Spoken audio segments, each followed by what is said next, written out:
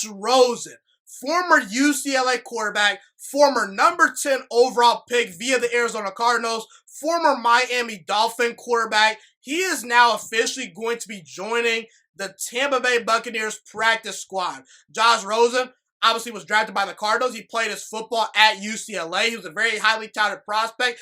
He did not really pan out with the Arizona Cardinals. He goes to Miami. That doesn't work out for him too well. And now he lands with the Tampa Bay Buccaneers, okay? He's on their practice squad. Now, I'm not going to overblow this signing by the Buccaneers too much just because he is a part of the practice squad, so he's going to have to work his way up the roster.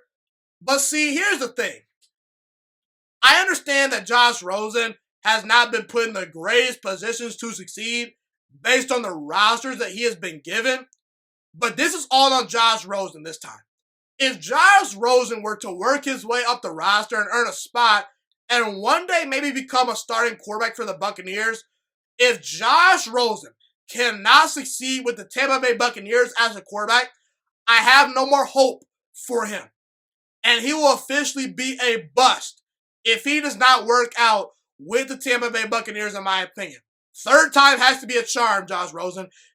Now, before I talk about why I believe that, when it comes to the Buccaneers, this is a can't-lose situation for Tampa Bay. Because they have a 43-year-old quarterback in Tom Brady, who's still very good in my opinion, but Tom Brady's 43 years old. Tom Brady is not going to be playing football for the next decade. Eventually, in the next couple of years, they're going to have to move on from Tom Brady, and they're going to need a new franchise quarterback. And on the roster currently, the Buccaneers have Blaine Gabbert, Ryan Griffin as their backup quarterbacks. I'm sorry, no offense to those guys, but they are not franchise quarterbacks. So I think that the Buccaneers are saying, let's see what we have in Josh Rosen, and maybe he pans out. If he does, hey, great, we got a franchise quarterback. And if he doesn't, well, we tried. And if Josh Rosen does hit, he's a very cheap option. Josh Rosen has proven nothing in the NFL. So if Josh Rosen succeeds and has some good seasons with the Buccaneers, unless he wins like an NFL MVP or wins a bunch of playoff games, Josh Rosen is going to take whatever contract the Buccaneers will offer him because he's probably not going to get too many other offers elsewhere. So they're going to get a pretty cheap franchise quarterback that as of right now is still 23 years old, okay? So it's a win for both sides. Josh Rosen gets another opportunity. And the Buccaneers, if they hit, they got a franchise quarterback for the future. Now, like I mentioned earlier, this is all on Josh Rosen now. Josh Rosen has everything put in place for him to succeed as an NFL quarterback in Tampa Bay if he works his way up the depth chart. He's got star wide receivers in Chris Godwin, in Mike Evans. They just drafted a wide receiver out of Minnesota named Tyler Johnson, who I liked a lot. They got solid running backs. Leonard Fournette, LaShawn McCoy, Keyshawn Vaughn. Now, we don't know if the Buccaneers are going to bring back LaShawn McCoy or Leonard Fournette after the season just because they both are on one-year deals. But I expect that Tampa Bay is going to at least give what's his name, Josh Rosen, a couple solid running backs. That's just my opinion. That's what I'm going to project. Also, Josh Rosen has 3 solid tight ends to throw to between Cameron Brate, Jordan Howard, and Rob Gronkowski, depending on if he continues to play for the next 5 or 6 seasons, okay? The offensive line's improved. They added Tristan Wirfs in the NFL draft to their offensive line.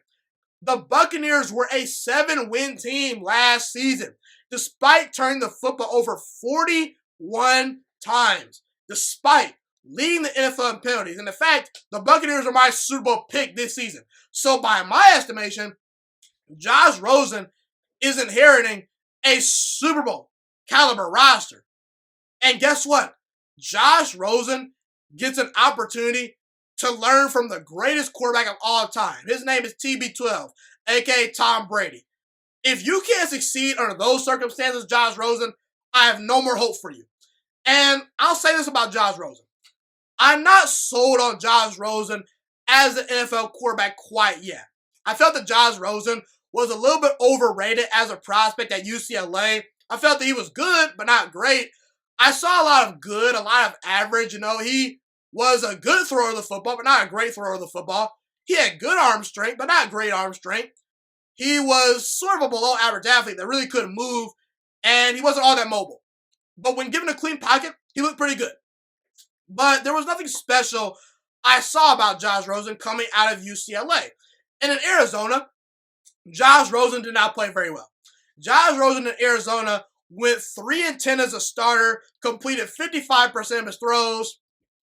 He threw for 11 touchdown passes to 14 interceptions during his rookie season. And after that season, the Cardinals moved on from Josh Rosen and they drafted Kyler Murray. Now, I'm going to say this right now. By no stretch am I hyping up the Arizona Cardinals roster that Josh Rosen was given. Josh Rosen inherited a bad offensive line, not great wide receivers, a defense that was not very good, and his head coach was very inexperienced and over his head.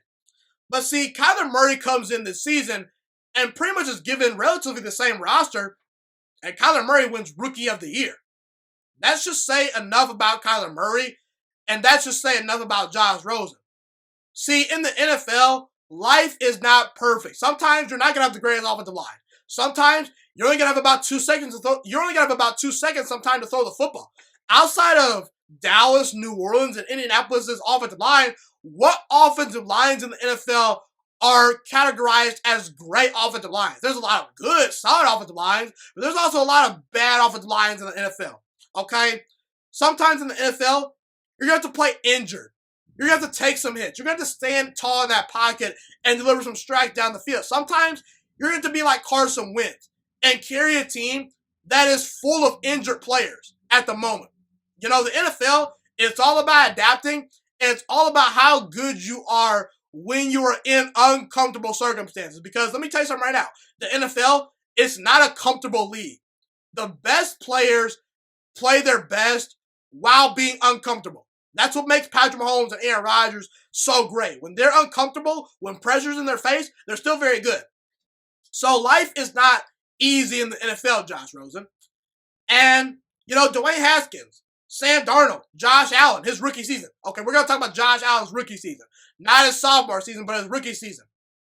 Darnold, Haskins, and Josh Allen all struggled in their rookie seasons. Did their coaching staff decide to move on from them as quarterbacks? No. They gave them an extra opportunity because they saw something in those quarterbacks and say, hey, you know, we put these guys in bad situations. Let's not give up on them quite yet. Let's continue to evaluate Haskins. Let's continue to evaluate Sam Darnold. Let's continue to evaluate Josh Allen. Let's continue to build the team around them. The Cardinals, they just said, hey, Josh Rosen, nice seeing you. They moved on from him. And they drafted another quarterback that in a very similar situation played better than Josh Rosen. The Miami Dolphins, again, Josh Rosen did not have a great roster. I'm not going to sit here and tell you he did. But I didn't see the flashes. Just very similar to when he was in Arizona, I didn't see any flashes from Josh Rosen. 0-3 as a starter, 53% completion percentage, 1 touchdown to 5 interceptions. And Ryan Fitzpatrick, with the same group of players as Josh Rosen, found a way to throw for 20 touchdown passes, 13 interceptions, 62% completion percentage, and a 5-8 record as a starter. And also, I noticed something when watching the games.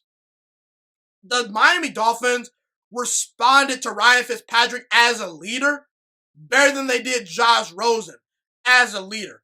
That's a red flag for Josh Rosen. And I think that he lacks leadership skills. That's something that was a concern about Josh Rosen when he was coming out of UCLA.